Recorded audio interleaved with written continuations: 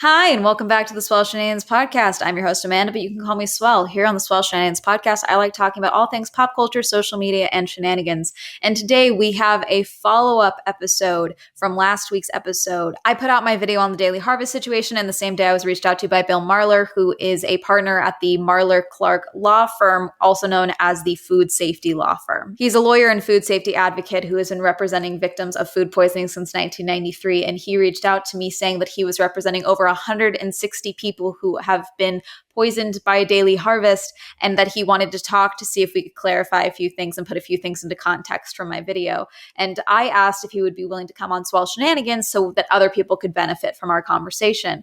And we ended up setting up this time. Without further ado, here's my conversation with Bill Marler. So my first question for you, I know, is how you became aware of the situation.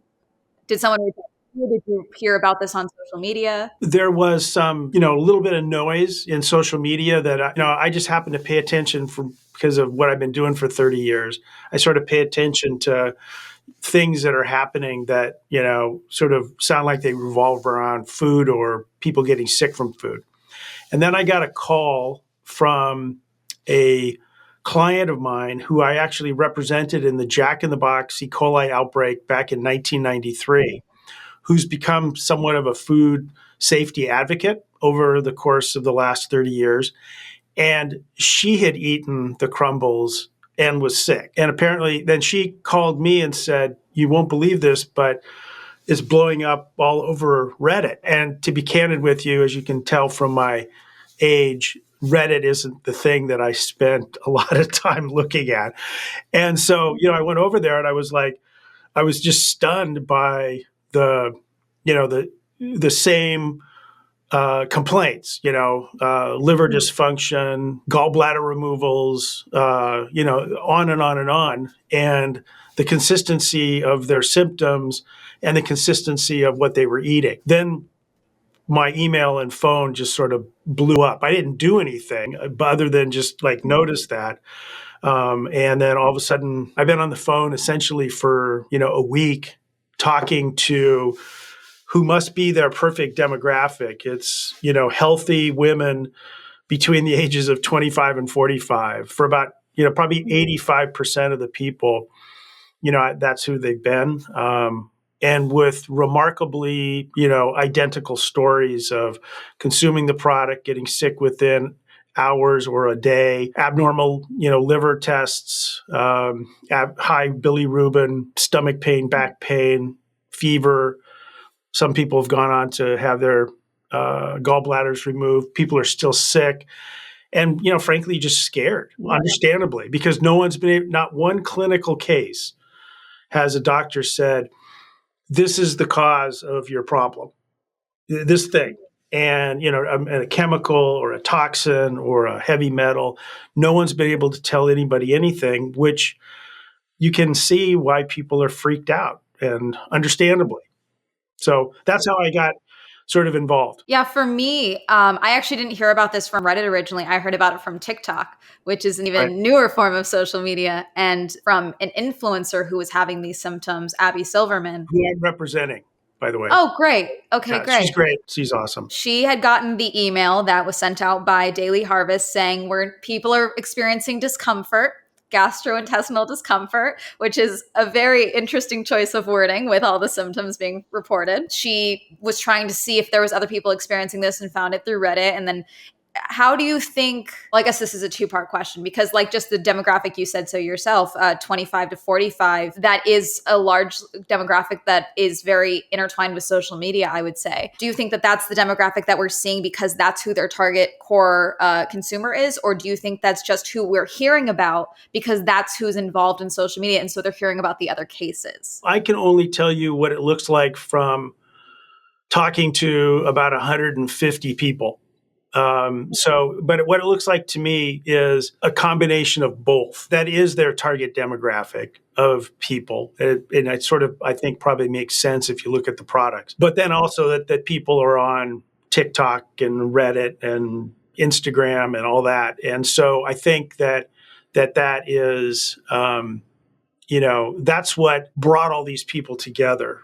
And this is not to get too deep into the weeds about how foodborne illness cases generally happen. Oh, we totally can. We totally can get into the weeds if you would like. Okay, I have to admit I'm a big epidemiological nerd. So let me just try to give you some context.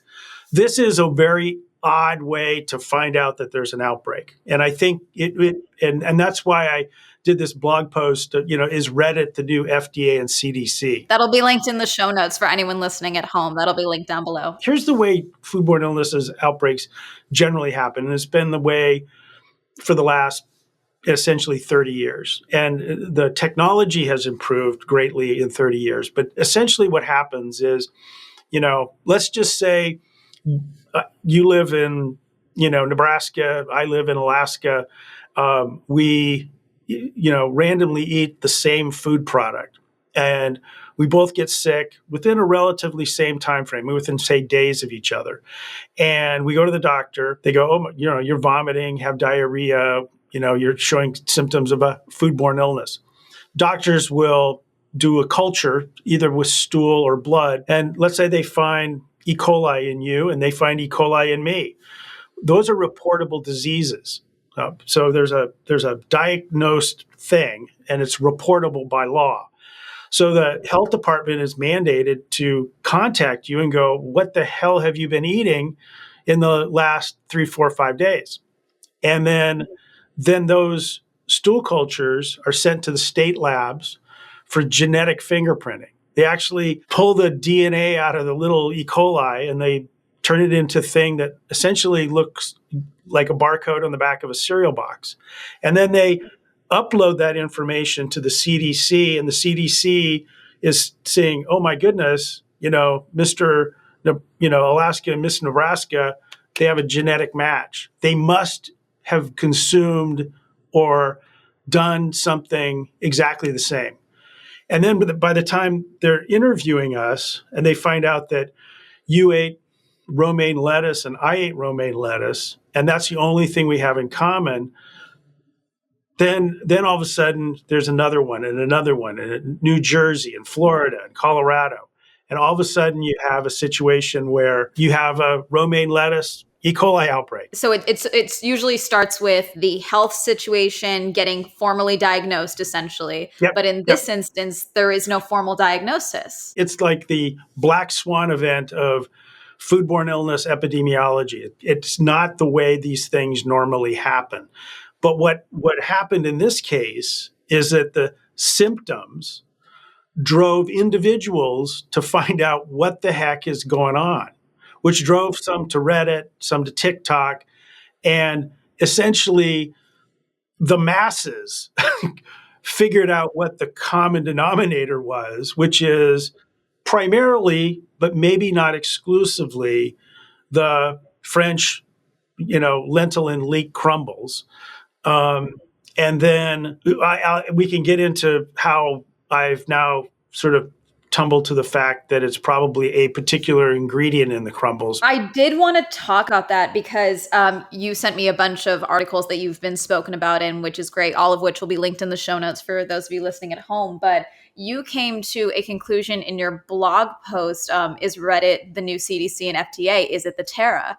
And Terra gum is not something that I had heard listed in any of the speculations through social media or anything. So I was interested in that because a lot of people have had theories that it was the lectins, aflatoxins, other pathogens, or something involving in the lentils that are, because they are a legume and all of that. And I know that Daily Harvest, they tried to claim that it was potentially the consumer's fault for not cooking properly, right. Which I think is already, you've ridiculous. Lost me already.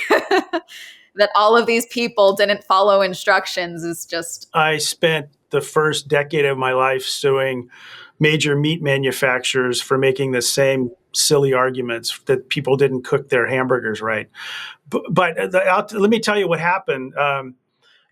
Yesterday morning, I got up 5 o'clock, poured myself a cup of coffee, knowing that my inbox was going to have several hundred emails. So I sat down, flipped it open, and started going through it. And one of the emails I got was actually a voice message. So if somebody calls my law office, or after hours. It transcribes, and then the email message, the voice message, and now the email gets sent to me. And I was reading it, and it clearly sounded like somebody was having similar symptoms to the people in the Daily Harvest. And I assumed that it was a Daily Harvest case. I noticed it was East Coast, so I waited an hour till 9 o'clock. And then I just called her and I just said, "Hey, I'm sorry you were sick. What happened?" She was telling me same symptoms, liver dysfunction. They're trying to take out her gallbladder, but she doesn't want them to, and on and on. And I said, "Well, I'm happy to help. I'm representing 155 people from Daily Harvest." She goes, "Oh, I didn't eat the Daily Harvest product." I'm like, "Excuse me?" And she goes, "No, this is this Revive superfood smoothie." And I started a Reddit thread, and there's a woman in Dubai who has the same symptoms. And I actually heard from this gal this morning, and this woman this morning, and she said there's another person in the United States with the same situation. And so I go, that's either very coincidental or like a very key thing, because I remembered seeing on the ingredient list for the crumbles Terra, and to be honest with you, I didn't know what that was. And so I'd never heard of it. So I went to the ingredient lists on the Revive, and Terra was listed. So then I went back and I compared the two ingredients lists, and I said, "Oh, they both have Terra." But then I thought to myself, well, if Terra is in other food products on the Daily Harvest line, that's not really sort of super helpful, because you're not isolating that product or that ingredient. So for the next couple of hours, I just went through every ingredient list on the Daily Harvest website, and none of them have Terra in it except the crumble. So what about because there's two flavors of crumble. There's the French leek and lentil, and then there's the mushroom and thyme lentils, I believe. Yeah, it's just the French leek and lentil. This is how an epidemiological outbreak sometimes gets figured out. It's by excluding or including things. It's not completely definitive that it's the Terra, but it's certainly, what I would consider more likely than not, it's the Terra. What is it about the Terra that's making people sick? Is it something in Terra itself? I don't know. Is it something in the processing of Terra that was not complete? Because, Terra, is a plant grown in Peru that animals and don't eat, and bugs don't bother. So there's clearly something in it that that may have some sort of toxic effect on animals. Maybe something wasn't processed correctly, or maybe like the melamine in the infant formula case in China in 2010. Maybe there was a contamination event of the Terra during processing, or maybe, frankly, even something that was trying to juice the protein content, like melamine. All of those things are going to hopefully get figured out, because people want to know what made them sick. So hopefully it's some benign toxin that the liver has dealt with and people can go back on their lives, or maybe it's something more ominous, and that they may have longer term complications. I have about 45 samples of the crumbles, and then another dozen samples of other products from Daily Harvest. And I've been having all 150 of my clients flood the FDA with consumer complaints, and then I've been providing the FDA with no name identifiers, but with people's symptomology. And then I've offered the FDA to share tests with me. I'll share the test results with them. They can have some of the samples, whatever. So the whole goal here is, right now we're trying to find out, A, was it Terra or something else? I strongly suspect it was Terra. And B, what's in the Terra that is causing all these symptoms. Have you seen any of the claims coming out of, I've seen it mostly in the Instagram comments on specifically Daily Harvest's updates on their voluntary recall and all of that and the updates. People are saying that they actually have been reporting symptoms from other Daily Harvest products, because personally, I did think it was a bit suspicious that they kept reiterating that their 100 plus other Daily Harvest items have not been affected.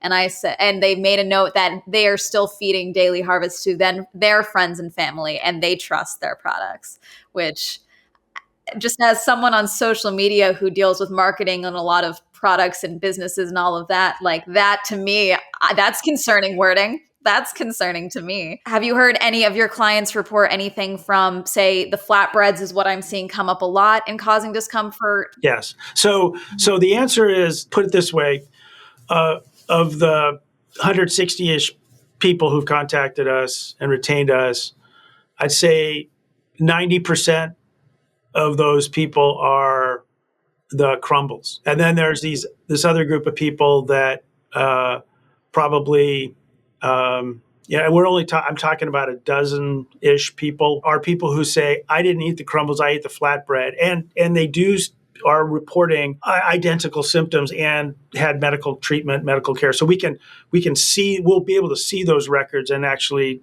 tell whether or not they're similar complaints. That might argue that it's not the Terra, if it doesn't have Terra in it, or it could argue that there was some cross-contamination event in the processing in the plant. And I think that's maybe a little too early to tell. But, just because people ate the flatbread doesn't mean that it was, not what caused their illness. And I completely agree with you. And this is based on, I'm not a marketing person, but based on 30 years of suing food companies, frankly, the best thing that this company could have done is shut down, recalled all product until they knew definitively what it was. I suspect that by Tuesday, because of the holiday tomorrow, I suspect by Tuesday, Daily Harvest may well come out, not necessarily, oh, by the way, I agree with Bill Marler, because I'm sure they would rather have me burnt in an oven right now. But I think they'll come out and point the finger at Terra as the likely cause of this, with an unknown. We don't know what it is yet. The interesting thing is, Terra only is grown above 9,000 feet in Peru. And so there just cannot be that many producers of Terra and importers, importers of Terra. So my hope is somebody from the FDA is paying attention, and somebody from, the CDC is paying attention, and we get to this sooner rather than later. At this time, do we know if Daily Harvest has more than one processing or packaging facilities, or is it just the one? Because that could point to, like you said, potential cross-contamination if they are able to narrow it down to the Terra. I don't know that yet. I have a lawsuit filed, and I'll find that out, in unfortunately, due course in lawsuits is, 30, 60 days. I do know that Daily Harvest doesn't actually make the food. It's made by a third party, and I don't know who that third party is. Ooh, interesting.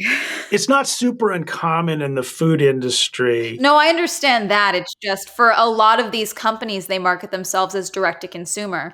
And so typically the belief is that this is a company that does everything in-house and then ships out to their consumers after having their ingredients and additives and all of that delivered to them. I would agree with that. It's been almost 15 years ago. There was an outbreak of E. coli in baby spinach, and it was all packaged under the Dole baby spinach. But the only thing Dole provided was the plastic bags that the spinach went in. So that's a pretty common thing, and usually on the label. And I don't. And if anybody has anything on their labels, and listening to this, I don't have any of that, but it may well say, packaged by or manufactured by Bob. Who knows? It may wind up being that it's some giant corporation that did it, and we just don't know who it is. But I don't know the answer to that question yet. So, but you said you had samples of the crumbles. None of those packaging have any identifiers on them at this time? I don't have them. They went directly to the lab, so Okay. I have a call into the lab to see if they have anything. But if any of your listeners, know that, they could also, let everybody know, because I'm sure they will. In one of the articles you sent me from the New Yorker, you had a quote in there that I thought was very interesting, and I wanted to touch on this now. You had a quote that said, "Bag salad, refrigerators with secret drawers that are supposed to keep things fresh longer. We get so wrapped up with production and convenience, and nobody pays attention to bacteriology." How do you think that something like, Daily Harvest, that really built their brand on pre-blended smoothies and the accessibility and ease of healthy eating and healthy lifestyle choices, how do you think that this all impacts, I guess, that type of company or just that brand of healthy eating moving forward? I'm not an advocate of like eating massively processed foods, McDonald's hamburgers and, and shakes made of God knows what. I mean, I'm certainly, they have primarily because they've been sued a lot. They've got their food safety thing down to a science by taking all the risk out of it. And so I think eating healthily, and I think the concepts behind a company like this, or frankly, let's use Chipotle as an example. Chipotle built its brand on, clean food, organic, clean, non-GMO, all that stuff that gets everybody excited. They want to buy it and eat it and spend a lot of money on a burrito. And great concepts and great social awareness. I get it. But you still have to pay attention to the details of food safety. And a lot of times what happens to these companies is the same things that happen to, sort of the panoply of companies I've sued over the last 30 years, the big box stores, the massive manufacturers. They stop paying attention to what it is they're producing, and they're just producing a thing, a widget, a bolt, a carpet mat for your car. Those things you can get by with, like not paying attention to contaminants and bacteriology, but you can't do that with food. It's a failure of what actually the head of FDA food safety calls a food safety culture. It's the failure of the people at the top to absorb food safety into their company, their being in their company, like their customers are absorbing their food into their bodies. That's sometimes where the failures happen. You just stop paying attention to sort of what brought you to the party to begin with. In the same article, you talked about how, it was mentioned how you're frustrated by the short attention span of mass media. Are you worried about that more? Because that article came out in 2015 and it's now 2020, and social media has shrunken our attention span to 6-second increments, it feels, with no buffer time. Are you worried at all about how that could affect this case as it's unfolding, or even just the change that could be affected by this case because of social media and how that's affected things? It's a great question, and it's one I've struggled with for a long time. And admittedly, I'm a lawyer, and my job is to represent victims and sue companies and get money for them, get money compensation for them. But as many little kids I've seen on liver failure, or families of people who had to bury people because of food, as many funerals as I've been to, as many kids I've seen pulled off life support. Food safety is a big deal in this country. 48 million Americans get sick from food every year. 125,000 are hospitalized, and there's between 3,000 and 5,000 deaths. And so this is important stuff. But and I've been involved in this thing the whole time, pushing, making E. coli an adulterant, expanding, right now I'm about to sue the USDA because they knowingly allow salmonella to be on our chicken. In fact, they have essentially no standards, and they give a stamp of approval on the chicken that it's USDA approved, but they know that it's contaminated with salmonella. Consumer Reports just came out with a test just a couple of days ago. A third of all chicken in your grocery store is contaminated with a salmonella strain that could sicken or kill your kid, or you. But what happens is there's an outbreak, and then the public forgets.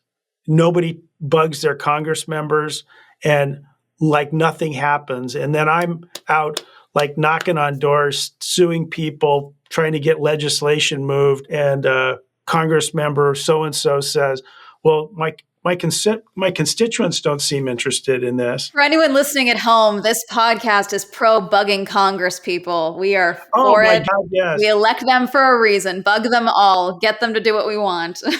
Yeah, no. It's, there are a few people in Congress that pay attention to this stuff. But, even my Congress people from the state of Washington, who I've financially supported over the years, invariably, when there's something going on and they call, I always kind of think, first thing I think, they're going to call and ask about, the legislation that I've proposed through the House Energy and Commerce Committee. And so I pick up the phone and they're like, hey, we're having a fundraiser and we'd like you to be the co-chair. And you're like, God damn. Always want to be reelected, but it's like, okay, but we elected you to do this. Let's do this. Yeah, exactly. Let's focus on that first. In 2008, 2009, I can't remember, 2008 or 9, I was so frustrated by the lack of media coverage. I started my own newspaper. It's Food Safety News. And there's 4 reporters who I pay for out of my family foundation. Although I do write op-eds every once in a while, I don't bother them. I tell them I'm like the not evil Rupert Murdoch. And so I just let them do their thing. Helena Bottomiller, who's a really well-known food writer, she'd been at Politico until recently. She's left to kind of start her own thing. She actually started out at Food Safety News, had moved to DC and covered Congress for Food Safety News for 2 years before Politico snapped her up. But for 2 years, Food Safety News, and frankly, I would even say till today, is the only newspaper that kind of covers food safety full time. And that just shows how crazily dysfunctional our, media environment is. But maybe we're all going to move over to TikTok and Reddit and Instagram, and we'll just get. But it's crazy. I don't know how you young people keep up. Well, technically it is my job to keep up with social media. So I get that bonus. But yes, it's the ongoing, even just some of the articles you sent me. I do think this might be the actual thing that finally gets me to stop eating meat in general, because some of the articles you sent me. But even the New York article, it talks about the listeria outbreaks that was tied to cantaloupes. And it's like, okay, is any of our food safe? Like, or should I just go to the woods and live off the land and hope for the best? Generally speaking, after there's an outbreak and, some reporter will call and, ask about all this stuff. And, I have way too much information about diarrhea, and usually at the end of the conversation, they go, God, what do you eat? And I say, it's more like what I don't eat. And I remember this one reporter said, well, what don't you eat? And I kind of listed like 6 things. A couple days later, my daughter, who was she might have been in her late teens, early 20s, she texted me because I have 3 daughters, and the only way I hear from them is by text or by Venmo. Those are the 2, usually very nice, but they're that way. So she texted me and she goes, Dad, you've gone viral. Which I was like, what's that? And so apparently what happened was somebody wrote a story, the 6 things that Bill Marler doesn't eat. It kind of circumnavigates the world like fairly regularly. So if you Google things Bill Marler doesn't eat, there will be my list of things that Bill Marler avoids. I will add that to the show notes. There's only so much consumers can do to protect themselves. And this is not meant to suggest that it's the consumer's full responsibility. I don't mean to suggest that at all, because by law, these companies cannot and should not sell you food that will kill you. That's the law. I would hope. But you have to pay attention and do what you can do to protect yourself. So it's the same. It's like washing your hands, washing your cutting boards, making sure that hot things are hot and cold things are cold. That will help you for the most part, unless a company does a really, really bad job. And we have lots of bad jobs. There's a listeria outbreak in Florida right now, sickening 21 people. It's killed someone, and a woman gave birth premature, and the baby died as well. It was ice cream. You went to an ice cream shop and got ice cream, and it had listeria in it, which is a bacteria, quite common. Means that the ice cream facility wasn't as clean as it could be. 5 women were pregnant. One miscarried. And a person died from eating ice cream. So I can be pretty depressing, which is why very few people invite me over for dinner. I didn't bring that up with like the goal of fear mongering for my audience or anything like that. But I mean, at the very least, is there anything that as consumers we can do prior to getting sick to try and encourage better regulation in, say, from the FDA and the USDA, et cetera, that we can do on our own without pointing to, oh, look, I lost my gallbladder because of this? The answer is yes. I mean, there is, let me sort of back up a little history. From 1993, which was a Jack in the Box case, to about 2002, about 95% of my law firm revenue was E. coli cases linked to hamburger.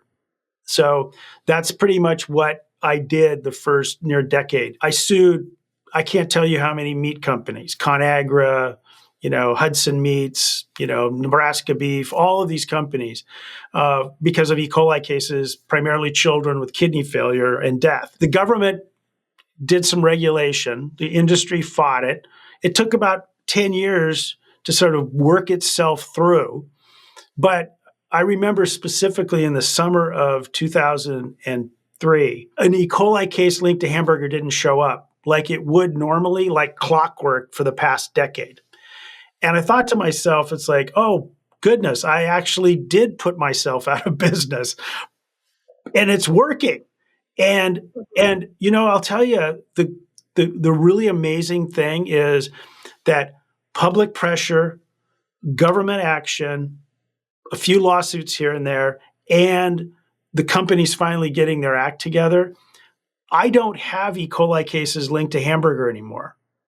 It was a regulatory and industrial success.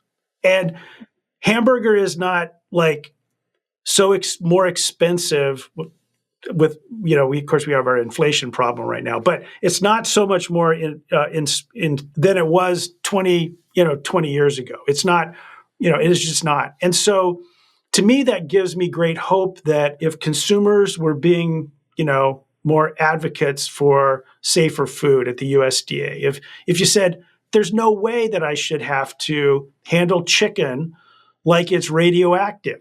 I shouldn't have to worry about that. If people were advocating that, that the FDA be more accountable and that they actually were properly funded to have enough inspectors to go out to these plants. Some of these plants are inspected like once every 5 years. That fundamentally is just wrong. Especially with how much food is being processed and goes through those facilities. That's not even close to enough. And in the last decade, the fact that our supply chains have gotten incredibly long. I'm old enough to remember like when you couldn't get raspberries unless they were in season. Now they fly them up from, Chile. All of that has changed the way food safety needs to be looked at, but we still have a very antiquated food safety system. And, but yet what happens sometimes, and you hit it right on the head, consumers get excited about the next thing that walks by, and all of a sudden, they're off. And And it's unfortunate because if we all kind of had this momentum that people are seeing right now in Reddit and Instagram and TikTok, and people like you and Abby and others leading the charge, we could actually get something done, and I could retire. Well, just to wrap this up a little bit, I do want to hear what is the best case scenario of the outcome of this for both the people that have been affected, the people you are representing, and also regulatory wise. Like, what's the best case scenario of all this? The thing that I'm most focused in on right now is what is it likely in the Terra that's causing people to get sick, because that is going to drive the needs of the people going forward. Is it a benign, natural toxin that the body's absorbed, has caused a great deal of grief right now, but the liver does its liver thing and we can move on? Or is it something that can cause long-term negative impacts on human health? We just need to know that. And that's what I'm spending my time doing right now, is trying to pressure the FDA and the labs that I'm using to figure that out. The lawsuit side of the thing will kind of work itself out the way lawsuit things work themselves out. And I shouldn't say it's easy, but when you've been doing it for 30 plus years, I know the process. It's going to take care of itself. From the point of view of changing regulations, I mean, one of the things some of the experts that I found is that Terra may not even be an approved ingredient in food in the United States. And so that's a little thing, but it may have been slid under some, or very not well-known FDA regulations called GRAS, generally regarded as safe, and that somebody could say, this is safe, and the FDA never looks at it. And they just say it's safe, and then they get to put it in the food. So we may need to relook at. I think so. I agree. we may need to relook at that. But having people reach out to groups like Safe Tables Our Priority, STOP, Pew Trust, Consumer Reports, Center for Science and the Public Interest. All of those organizations are on the ground in DC doing that work, and we just need to support them and support Congress members and senators who pay attention. And that's the thing that we all can do, instead of maybe if we spent less time on TikTok and more time calling Congress members. And then we can skip this question and cut it if you would like, but I personally think that this may potentially spell the end of Daily Harvest, because regardless of what their investigation determines, or what, if it is the Terra or if it was just the crumbles, the way they've responded, consumers and potential customers that were considering buying from Daily Harvest have zero trust in them. From what I've seen of what you've sent me, this is one of the smaller companies, I would say, that you have been involved with cases like this. So do you think that this could spell the end of Daily Harvest, in your opinion? It depends on how deep their customer pain it has become. I would have thought Chipotle might have gone the way of a restaurant who nobody remembers called Chi-Chi's. But Chi-Chi's had a big hepatitis A outbreak, and they went bankrupt and never to be seen again. But some of these companies survive. And in fact, Chipotle went from $700 per share stock to $50 and is now well back. They can survive, but they've also said they've turned on it. They pretty much turned on a dime and said, we're going to make food safety part of everything we do. They went out and hired, really good food safety people and turned it around. I just don't know if what kind of the way this brand is, and it was sort of built on the back of, appears to me anyway, built on the back of social influencers who've now turned on them. I don't know. It's like one of those kind of things, you live by the sword and die by the sword.